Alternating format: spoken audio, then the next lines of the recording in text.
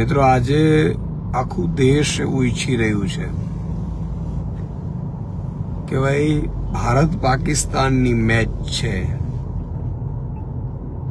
એ match ના રમાવી જોઈએ. અને વાત પણ સાચી છે, દેશની લાગણી છે. તમે જુઓ, પહેલગામ હુમલો થયો છે,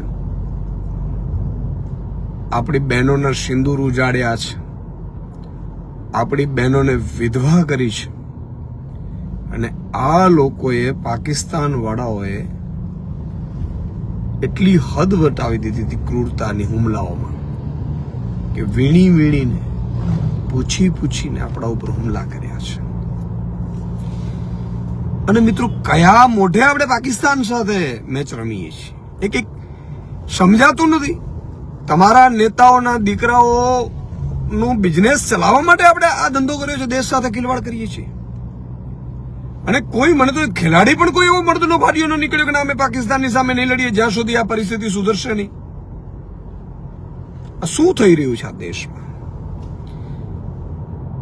મને આજે એક વાત એ યાદ આવી કે ભાજપને ખરેખર વિપક્ષમાં રહેવાની જરૂર હતી. આજે વિપક્ષમાં હોત તો ભાજપના નેતાઓ કૂદી કૂદીને ઉતરી પડ્યા હોત, ધારાસભ્યો, સાંસદો, મંત્રીઓ, મુખ્યમંત્રીઓ. પણ કમનસીબી છે કે આ દોગલાપણું જુઓ કે સાહેબ, આખું દેશ, જ્યારે આપણે હુમલા કરવા, યુદ્ધ કરવાની વાત હતી ત્યારે પણ ટ્રમ્પ આવીને ટણી કરી ગયા અને કે મેં રોકાવી દીધું યુદ્ધને, આમ કરી નાખ્યું ને તેમ કરી નાખ્યું ને. ત્યારે આખો દેશ રાહ જોઈ રહ્યો હતો કે આપણે જડબા તોડ જવાબ આપવો છે. કોઈની ઇંચની કેટલી છાતી છે ખબર નથી, કોઈએ માપી નથી, પણ આપણા દેશની લાગણીઓ સાથે સતત ખિલવાડ થયું છે. એની હજી શાઈ સુકાઈ નથી. વારંવાર હુમલાઓ કરે છે, વારંવાર આ લોકો તમને ને મને અને આપણી માતા બહેનોના સિંદૂરો ઉજાડે છે, અને આપણે મેચ રમવા જઈએ, તાળીઓ પાડવા જઈએ છીએ. ચલો, એક વસ્તુ એ છે કે મેચ છે, ખેલદિલીની વાત છે. અરે કોઈ ખેલદિલીની વાત બરોબર છે, પણ દેશની લાગણીની તો વિચારો. આજે આખું દેશ 140 કરોડનો દેશ, કારણ કે ભાજપના નેતાઓ બીસીસીઆઈ સાથે સંકળાયેલા છે, એના દીકરાઓના બિઝનેસ ચાલે છે, એવું ઈચ્છતા હશે કે બીસીસીઆઈ કરોડોમાં કમાણી કરે. અરે કમાણી ગઈ ધૂળ પાવ. અમે અમારા જીવ આપી દઈએ છીએ. કમાણી વાત તો બીજા નંબરની વાત છે. અમે આ દેશને એટલો પ્રેમ કરીએ છીએ કે આ દેશ માટે કદાચ જીવ આપવો પડે ને તો ખોડિયામાં પ્રાણ રીએ સુધી લડવાની તાકાત છે ને જીવ આપવાની તૈયાર છે. ત્યારે તમને કમાણીઓ દેખાય છે, તમને હજારો કરોડ રૂપિયાનો બિઝનેસ દેખાય છે. અમે 140 કરોડ, તમે ભીખ માંગતા હો ને તો 5-5, 25-25 રૂપિયા ભલે અમારા નહીં હોય, 140 કરોડ નાગરિકો તમને આપી દેશો રૂપિયા, પણ લાગણીઓ સાથે ખિલવાડ કરો છો. મિત્રો, ભારત પાકિસ્તાનની મેચ ના રમાવી જોઈએ એવું એક ભારતના નાગરિક તરીકે, ગુજરાતના આમ આદમી પાર્ટીના પ્રેસિડેન્ટ તરીકે અને ગુજરાતના નાગરિકોના લાગણીઓ સાથે હું જવાબદારીપૂર્વક કહું છું કે ના રમાવી જોઈએ. આપ સૌ મિત્રો શું વિચારો છો? રમાવી જોઈએ આ મેચ કે ના રમાવી જોઈએ? જો રમાવી જોઈએ તો શું આપણે ભૂલી જવાનું છે આપણી માતા બેન દીકરીઓનો સિંદૂર ઉજાડ્યા છે? અને જો ન રમાવી જોઈએ તો ભાજપના મંત્રીઓ, ભાજપના ધારાસભ્યો, ભાજપના મુખ્યમંત્રીઓ અને આપણા પ્રધાનમંત્રી અને ગૃહમંત્રી કેમ જવાબ ન આપે? એમની પાસે જવાબ લો કે ભારત પાકિસ્તાનની મેચ શું કામ રમાડો છો તમે? કયા શું કારણથી રમાડો છો ભાઈ? મિત્રો, આપણે બોયકટ આ મેચ કરવી છે. માની લઈએ કે ભારત, આપણા ખેલાડીઓ છે એ બીસીસીઆઈ થી મજબૂરીવશ ના નહીં પાડી શકતા હોય, એને કમાણી પણ દેખાતી હશે. આપણે જેને હીરો કહીએ છીએ એ હીરો કોઈ બોલતા નથી. આપણે જેને પૂર્વ ખેલાડીઓ કહીએ છીએ એ પણ કઈ બોલતા નથી. પણ એનાથી મોટી વાત એ છે કે નરેન્દ્ર મોદી કેમ ચૂપ છે? નરેન્દ્ર મોદીજીને આ મેચ રમાવાની શું જરૂર છે ભાઈ? નરેન્દ્ર મોદીજીએ ભારતને જવાબ આપવો પડશે, 140 કરોડ નાગરિકોને. અમિત શાહજીએ જવાબ આપવો પડે કે તમે લોકો દેશની લાગણીની વિરુદ્ધ જઈને ભારત પાકિસ્તાન મેચ રમાડવાનો જે ખેલ કરી રહ્યા છો, આ બહુ જ ખરાબ છે મિત્રો. હું આપ સૌને વિનંતી કરું છું કે આપણે આ મેચ બોયકટ કરવી જોઈએ. તમામ નાગરિકોએ દેશ માટે વિચારવું પડે. સૌ લોકો ફેસબુક લાઈવથી પણ તમારું મત વ્યક્ત કરી શકો છો. અને ભાજપના નેતાને પૂછો, તમારા ધારાસભ્ય ભાજપનો હોય, મંત્રી હોય, સાંસદ હોય, એને પૂછો કે તમે શું કહો છો ભાઈ, મેચ રમાડવી જોઈએ કે ન રમાડવી જોઈએ? રમાડવી જોઈએ તો તમે વિરોધ કરો. પણ એ લોકો મિત્રો ભાજપના દલાલ છે, માયકાંગલાઓ છે. આજે માની લો કે ગૃહમંત્રી આપણા અમિત શાહ છે ને અમિત શાહજીના દીકરા બીસીસીઆઈના ને આઈસીસીના ચેરમેનો આ બધા બેસી ગયા હોય, પણ એના કારણે એક વ્યક્તિની ખુશીના કારણે આપણે સર્વ વ્યક્તિઓની લાગણીઓને ઠેસ ન પહોંચાડી શકીએ. મારી હાથ જોડીને અમિત શાહજીની વિનંતી છે, મારી હાથ જોડીને જય શાહજીની વિનંતી છે, મારી હાથ જોડીને પ્રધાનમંત્રી નરેન્દ્ર મોદીજીની વિનંતી છે કે મહેરબાની કરીને હજી પણ સમય છે, તમે આ મેચ રદ કરી નાખો. નહીં તો એક ભાજપના કાર્યકર્તા મોઢું દેખાડવા જેવો નહીં રે બિચારો. એ કયા મોઢે જશે? એ માણસ પાકિસ્તાન પાકિસ્તાન પાકિસ્તાન કરીને મત માંગે છે ત્યાં સુધી. એ બિચારો લોકોમાં એવું ઠસાવવા માંગે છે કે અમે છીએ તો પાકિસ્તાન ને આખા. એ બિચારો કયા રીતે જઈ શકશે? ઉતરી નહીં શકે. આ બધી વસ્તુમાં મારી આપ સૌને વિનંતી છે કે ભાજપના નેતાઓને હાથ જોડીને વિનંતી કરો કે આ મેચ રદ કરો. નરેન્દ્ર મોદીજી તાત્કાલિક ધોરણે આ મેચ રદ કરે એવી હું માંગ કરું છું.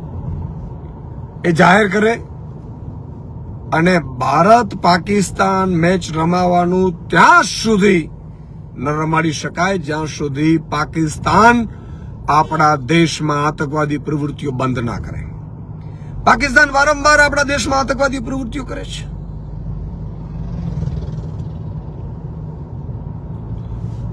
પાકિસ્તાન વારંવાર મારા દીકરા દીકરીઓ ઉપર, માતા બહેનો ઉપર ગોળીઓ વરસાવે છે.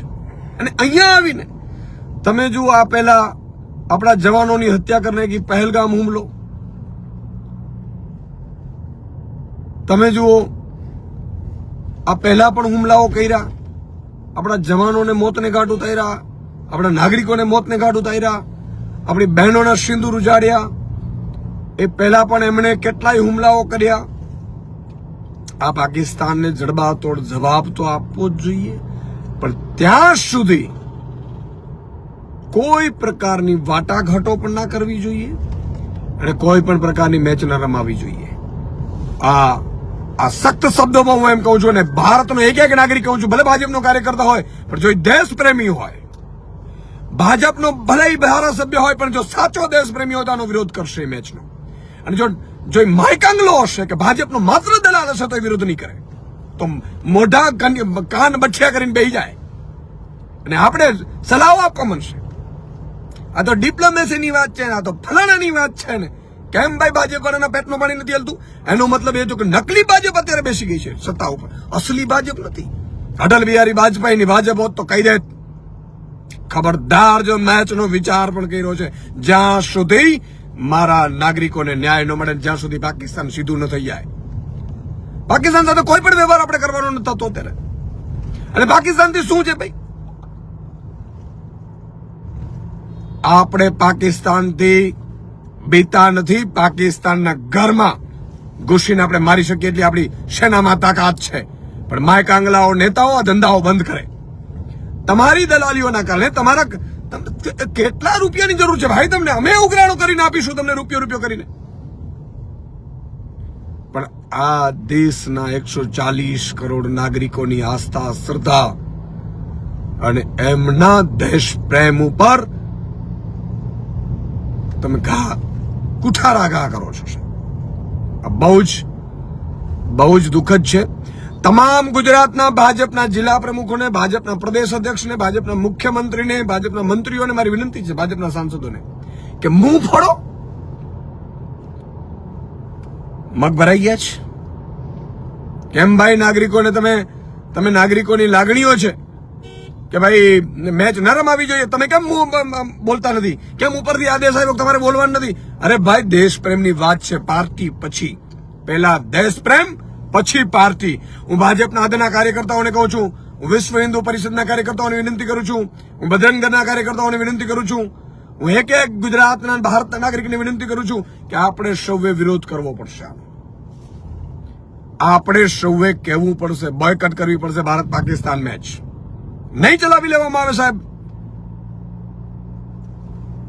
આજે હૈયું બળી જાય છે. કેટલા બહુ રૂપિયાઓ આ સત્તાઓ ઉપર બેસી ગયા છે કે જે ગાય માતાના નામ ઉપર મત માંગતા હતા, ગાય માતાઓને રજડતી મૂકી દીધી, ગૌચરો ખાઈ ગયા. આજે એ કહેતા હતા માતા બેન દીકરીઓને મોંઘવારીમાંથી બહાર લાવીશું, મોંઘવારીની ખપરમાં હોમી દઈ, અને પોતે હજારો કરોડના પ્લેનમાં રખડે છે. અને એનાથી મોટી વાત મિત્રો, દેશ પ્રેમ બાબતમાં કોઈ સમજોતું ન થઈ શકે. કોઈ સમજોતું ન થઈ શકે દેશ પ્રેમ બાબતમાં. દેશ પ્રેમ સૌથી પહેલું છે. આપણો જીવ જાય તો કુરબાન છે. આપણા કેટલા શહીદો થયા છે, આપણા કેટલા નાગરિકોના મોત થયા છે. આ તમામના શહીદી ઉપર આપણે મેચ ન રમી શકીએ જ્યાં સુધી આ ભાજપ અને ભાજપના નેતાઓ વિરુદ્ધ નહીં કરે ત્યાં સુધી ઉપરના નેતાઓને એમ જ થશે કે આપણા ભાજપ પડાઓ નીચેથી લોકોને સમજાવીને પાછા મત લઈ આવશે.